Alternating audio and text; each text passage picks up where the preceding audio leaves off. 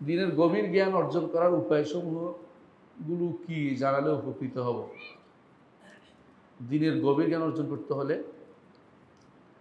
১ নম্বর হচ্ছে আরবি জানতে হবে।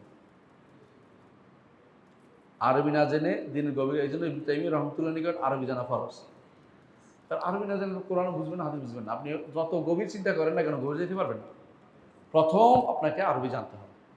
২ নম্বর হচ্ছে কোনো গভীর জ্ঞানী ব্যক্তির কাছে পড়তে হবে। যেমন ডক্টর সাইফুল্লাহ আছে, ডক্টর মনজুর ইলাহি আছে, নাম ধরে বললাম যে বোঝানোর জন্য আপনাদেরকে। যেখানে সেখানে পড়বেন না, গভীর জ্ঞানী ব্যক্তির কাছে পড়বেন।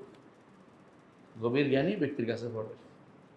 তো এদের কাছে পড়বেন, দ্বীনের জ্ঞান অর্জন করার একটা ওনার কাছে পড়তে হবে। ৩ নম্বর হচ্ছে মতন পড়বেন। মতন বোঝেন?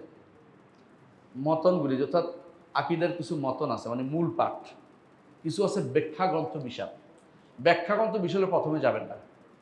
প্রথমে ছোট ছোট বই পড়বেন, মুখস্থ করবেন, তারপরে এগুলির ব্যাখ্যা গ্রন্থের দিকে যাবেন। আগে ছোট ছোট প্রত্যেকটা বিষয়ে ছোট বই থেকে শুরু করবেন। এই ব্যাপারে আমার একটা আলোচনা আছে, আপনারা নেটে পাবেন। কিভাবে আলেম হওয়ার মতো একটা আলোচনা আছে, আলেম কিভাবে হবে ওইটা শুনবেন। কি কি বই পড়তে হবে, খুব বেশি না, আলহামদুলিল্লাহ।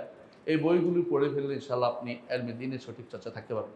এর বাইরে ছোট ছোট বই পড়ে, বাংলা বই পড়ে, পিছনে পিছনে হাইটে মিছিল করে, মিটিং করে আপনি আলেম হবেন, উনি জাহেল হবেন। উনি জাহেলকে কাজ, জাহাল